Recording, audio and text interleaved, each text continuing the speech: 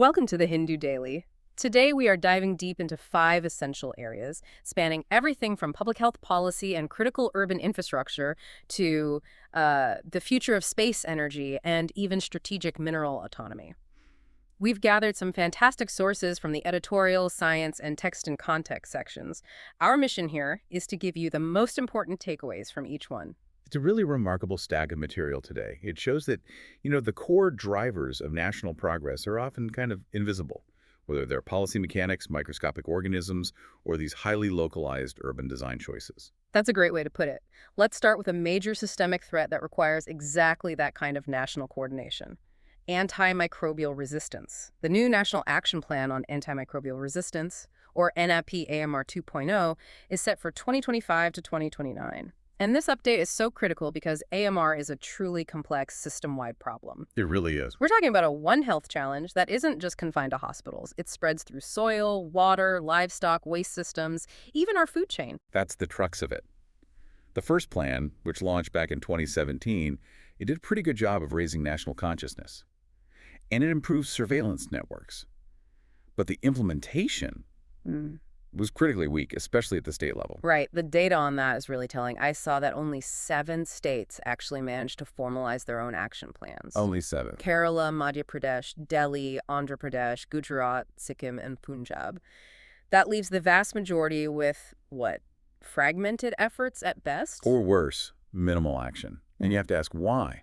Why is this implementation failure so structural? Exactly. If the national plan is good, why can't the center just compel the states to act on a crisis this severe? And that's the pivotal question in India's federal structure, isn't it? The thing is, the major drivers of AR, things like regulating pharmacies, drug sales, overseeing veterinary practices, managing health administration, all of that falls squarely under state jurisdiction. So national guidance is basically just a suggestion. It is, no matter how detailed.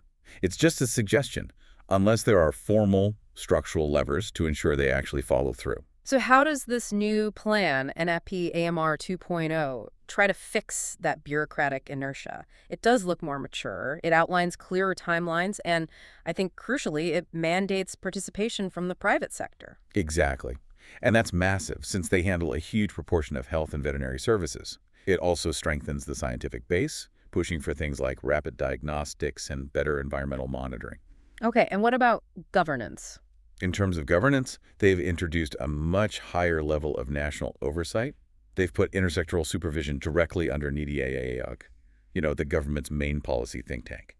It's through a new coordination and monitoring committee. So on paper, that sounds powerful. But that's where the fundamental weakness pops up again, right? The plan insists states must develop these local plans, but it still fails to create a structured mechanism to enforce it. There's no formal center-state platform for review. And no financial pathway. Nothing like incentives tied to the National Health Mission to really anchor that commitment. And without that structured system for shared accountability, the national plan just risks being an aspirational document. So what's the solution? If you want state administrations to act, you need proven bureaucratic signals. You need a coordinated architecture. Maybe a national state AMR council guided by anti-IOG. Look at the success of the National Tuberculosis Elimination Program, or the NHM itself. They worked because they used financial signals and high-level communication right through the chief secretaries to get sustained energy from the states. That's how you turn policy intent into reality. That discussion on AMR really highlights how invisible policy mechanics can derail a national effort. And speaking of invisible drivers, let's pivot to our urban centers. We often focus on the visible crises, the smog, the traffic, but there's an editorial arguing there's a quiet emergency happening right under our noses.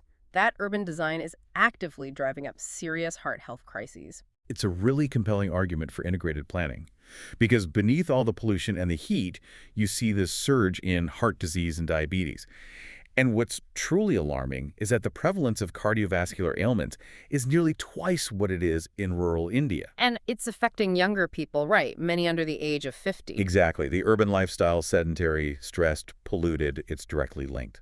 And the problem is made worse because healthcare infrastructure tends to follow profit, not need, leaving marginalized communities underserved. Which means the remedy can't just be medical. It has to be infrastructural. We need to move away from fragmented planning where, say, transport planning doesn't talk to housing planning. Absolutely.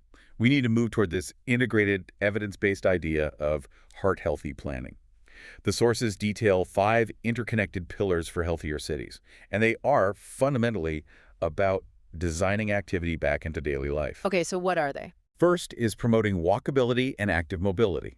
That means safe, shaded, continuous footpaths. Second, expanding green infrastructure like tree cover and parks, which cools neighborhoods down and filters the air. I think the third one is absolutely key, mixed land use. Yes. Combining residential, commercial, and recreational spaces so people don't have to drive everywhere for basic needs. It reduces that crushing daily car dependence. Precisely. And that connects right into the fourth pillar: robust, affordable, and clean public transport systems. If the commute is less stressful and faster than driving, you're improving health, And the Sith. fostering healthy food ecosystems. So more local markets and, critically, restrictions on junk food advertising in certain areas. But the sources also caution this has to be handled carefully to avoid inequity. Oh, absolutely. Yeah. Low-income communities already endure the worst conditions. They see a 2.3-fold increase in cardiovascular disease. So you have to be vigilant against green gentrification. That's the term, where new parks or transit lines actually end up displacing the very residents they were meant to benefit. So it all comes down to equity audits and deep community involvement. Exactly. Making sure that health improvements are distributed fairly across all demographics, not just the affluent areas. Now we're moving from the complexities of urban life straight into the cosmos. The U.S. has this lunar fission surface power project. It has these ambitious plans to deploy a small nuclear reactor on the moon by the early 2030s. That sounds like science fiction, doesn't it? It really does, but it's becoming necessary. Solar power is just fundamentally limited by the 2-week-long lunar nights and the permanent darkness in many of the polar exploration zones. This represents a massive technological and strategic leap. I mean, for decades, we've relied on radioisotope thermoelectric generators, or RTGs. Like on the Voyager probes. Exactly. Those convert heat from plutonium decay into a tiny amount of electricity, maybe a few hundred watts. Now we're talking about compact fission reactors about the size of a small truck, generating tens to hundreds of kilowatts. That's the difference between powering a single sensor and powering a whole habitat. A sustained habitat, large-scale manufacturing, permanent basis. It's a game changer. And if that isn't enough, the next leap is nuclear thermal propulsion. I saw the TWRCO program is testing this by 2026. It's revolutionary. Nuclear thermal propulsion, which uses a reactor to heat propellant, could slash mission times to Mars by several months. Several months? Wow. And that huge reduction in time is crucial for reducing the crew's exposure to damaging galactic cosmic rays. And you need that kind of power for long-term survival off-world. Right. You need megawatt-level power for in-situ resource utilization, or ISRU. That's converting Martian ice or lunar soil into rocket fuel and oxygen. Sunlight just cannot provide that scale of power reliably. So this incredibly promising technology is running headlong into a massive 30-year-old international legal vacuum. It is a critical governance gap. The current framework is the 1992 UN principles, which are non-binding guidelines. Non-binding. And while they mandate some basic safety design and pre-launch analysis, that's principles 3, 4, and 7, they completely fail to cover propulsion systems. They lack any binding technical safety standards, and crucially, there are zero enforcement mechanisms. That's a huge risk profile. There are no binding protocols to prevent radioactive contamination of celestial bodies. Or even to govern what happens to reactors that are just jettisoned or decommissioned at the end of a mission. We're risking irreversible damage to the extraterrestrial environment before we even fully understand it. And politically, this is fraught with tension.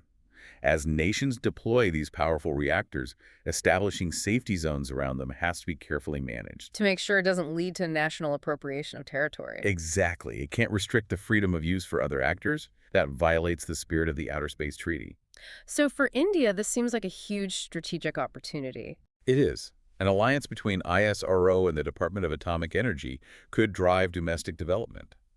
But politically, India should also be championing reform, pushing the UN Committee on the Peaceful Uses of Outer Space to establish binding environmental protocols, and maybe a multilateral oversight mechanism, something modeled on the IAEA for nuclear energy here on Earth. Okay, let's bring it back to Earth now and talk about a technology that uses the smallest allies to solve our largest problems. Bioremediation. The concept is pretty intuitive, restoring life through biology.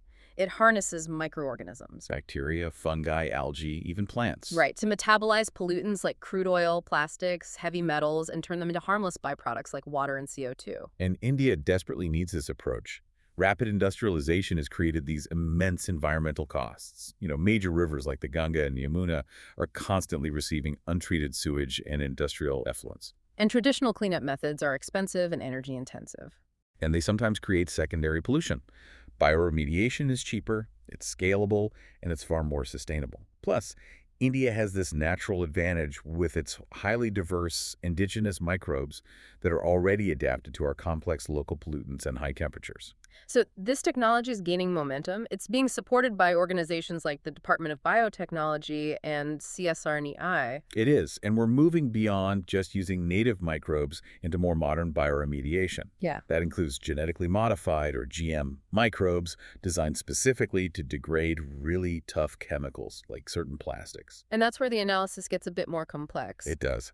While the potential is huge, you have companies offering specialized microbial formulations for industrial wastewater widespread adoption faces some serious hurdles. Okay, like what? First, you need deep, site-specific knowledge. Pollutants are rarely simple. They're usually complex cocktails of chemicals that require tailored biological solutions. And the second hurdle involves the very technology you just mentioned, introducing those genetically modified organisms into open environments.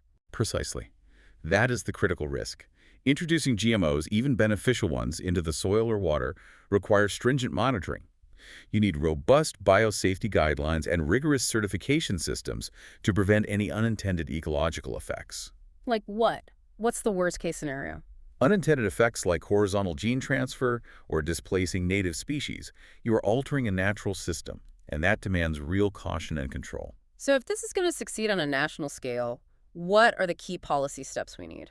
We need national standards for bioremediation protocols. We need to build regional hubs that link universities, industries, and local governments to tailor solutions.